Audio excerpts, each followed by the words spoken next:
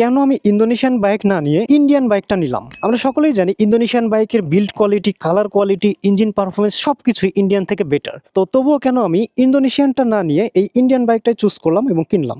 এর পেছনে আসলে মেইনলি আমার রিজন ছিল তিনটা, যে এই তিনটা রিজনের কারণে আমি আসলে ইন্দোনেশিয়ান বাইকটা না কিনে ইন্ডিয়ান বাইকটাই কিনলাম। ফার্স্ট রিজন হচ্ছে ব্রেকিং সেফটি, সেকেন্ড রিজন হচ্ছে updated features, and third reason হচ্ছে পার্সোনাল কালার চয়েস।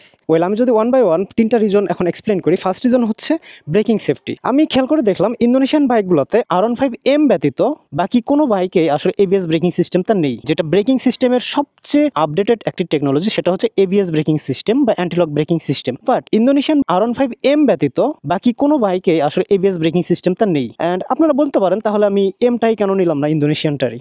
ইন্দোনেশিয়ান এমটা না নেওয়ার পেছনে কারণ হচ্ছে ইন্দোনেশিয়ান এমটার যে কালার, সে কালারটা হচ্ছে সিলভার কালার। এই যে কিট টিট, গ্রাব রিল, এইসব জিনিসপত্র এগুলো কিন্তু সব আসলে সিলভার কালার। আসলে আমার পার্সোনালি সিলভার কালারটা ভালো লাগে না, দ্যাটস আমি আসলে ইন্দোনেশিয়ান এমটা অ্যাভয়েড করলাম। সেকেন্ড যে ব্যাপার সেটা হচ্ছে আমি বলেছি আপডেটেড ফিচার্স ইন্দোনেশিয়ান বাইকে নেই। আমার যেহেতু সিলভার কালার পছন্দই না, সেহেতু আমার তো হচ্ছে এম নেওয়ার প্রশ্নই জাগলো না। অ্যান্ড সেকেন্ড সেটা হচ্ছে আপডেটেড ফিচার্স নেই। আমরা ইন্ডিয়ান R15 ভার্সন 4 বাইকগুলোর এই ড্যাশবোর্ডের এখানে আসলে আমরা কিন্তু হিউজ একটা চেঞ্জেস লক্ষ্য করতে পারবো। এই যে হ্যান্ডেল বারের লেফট সাইডে এখানে দেখতে পাচ্ছেন অনেক কিন্তু ফাংশনালিটির জন্য সুইচ দিয়ে রেখেছে। এই যে এখানে রয়েছে পাস লাইট, হেডলাইট এগুলোর সুইচ, এখানে রয়েছে একটি হ্যাজার্ড লাইটের সুইচ, এবং এখানে কিন্তু চারটি সুইচ রয়েছে, যেগুলো কিন্তু সব আপডেটেড ফিচার্সের জন্য এখানে দিয়েছে। এত সুইচ দিয়েছে, এগুলো নিশ্চয়ই ফাংশনালিটি তো অবশ্যই আছে বিধায় তারা দিয়েছে। আমরা ড্যাশবোর্ডের দিকে খেয়াল করে দেখতে পারবেন এখানে কিন্তু অনেক ফাংশনালিটি এখান থেকেই জাস্ট আমরা অপারেট করতে পারবো। এখানকার মেনু থেকে আমরা মিউজিক কন্ট্রোল করতে পারবো, ভলিউম কম বেশি, তারপর মিউজিক চেঞ্জ এসব করতে পারবো, নেভিগেশন দেখতে পারবো, অর্থাৎ আমরা গুগল ম্যাপ দেখতে পারবো, ফোন থেকে কোনো নোটিফিকেশন চেক করতে পারবো, ওয়েদার দেখতে পারবো, ওয়েদার কন্ডিশন কীরকম, কোথাও যাচ্ছি সেখানকার ওয়েদার আমরা এখান থেকে জানতে পারবো। তো অনেকেই বলতে পারেন এসব ফিচার্স তো আসলে প্রয়োজন হয় না। হ্যাঁ, অবশ্যই প্রয়োজন হয় না জেনারেল নর্মাল রাইডে, বাট আমরা যখন লং ট্যুরে যাবো, জাস্ট সে আমরা ঢাকা থেকে কক্সবাজার যাচ্ছি, বা আমি কারেন্টলি বগুড়া আছি, বগুড়া থেকে আমি ঢাকা যাচ্ছি বা আরও দূরে রাইড করতেছি, ঠিক সেই মুহূর্তে আমাদের কিন্তু বাইক থেকে এইসব জিনিসেরও প্রয়োজন পড়ে। তো এই ধরনের ফিচার্সগুলো আমরা কিন্তু ইন্দোনেশিয়ান R15 পাচ্ছি না। দ্যাটস ওয়াই এই আপডেটেড ফিচার্সগুলোর জন্যও কিন্তু আমি ইন্দোনেশিয়ান বাইকটা অ্যাভয়েড করলাম। তো থার্ড যে রিজন সেটা হচ্ছে পার্সোনাল কালার চয়েস। ইন্দোনেশিয়ান ভ্যারিয়েন্টে আসলে ফুল ব্ল্যাক কালারের একটা R15 ভার্সন 4 রয়েছে, সেটা জাস্ট ভার্সন 4, সেটাতে কিন্তু কোনো ধরনের কুইক শিফটার নেই অ্যান্ড এবিএস ব্রেকিং সিস্টেমটা নেই, অর্থাৎ সেটা R15M নয়, জাস্ট R15 ভার্সন 4। তো সেটাতে কুইক শিফটার নেই, তারপর আরও অনেক ধরনের ফিচার্স ফাংশনালিটি তো সেটা নেই। এবং শুধু তাই না, সবচেয়ে মেজর যে জিনিসটা আমি মিসিং দেখলাম সেটা হচ্ছে ড্যাশবোর্ড। ইন্দোনেশিয়ান R15 ভার্সন 4 এর যে ড্যাশবোর্ড, সেটা ইউজ করা হয়েছে R15 ভার্সন 3 এর ড্যাশবোর্ড, যেটা খুবই শক লেগেছে আমার কাছে যে কেন আসলে ভার্সন 3 এর ড্যাশবোর্ডটা দিবে। আমি মেনে নিতাম যদি ড্যাশবোর্ডটা ভার্সন 4 এর হইতো, তাহলে আমি ইন্দোনেশিয়ান ব্ল্যাক কালারটাই নিয়ে নিতাম।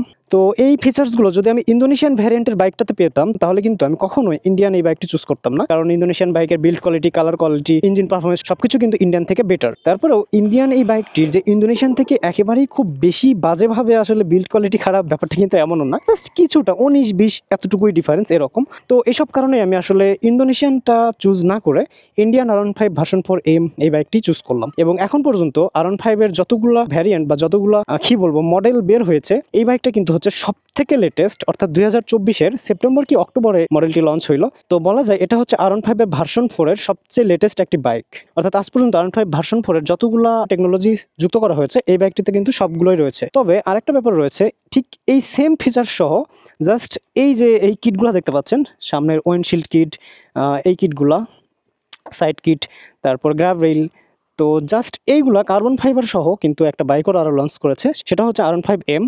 জাস্ট এই গ্রাব রেইল, সাইড কিট, তারপর ফ্রন্ট কিট, এই কিটগুলো কিন্তু কার্বন ফাইবারের যে প্লাস্টিক সেটা দিয়েছে, অনেক ভালো মানের প্লাস্টিক।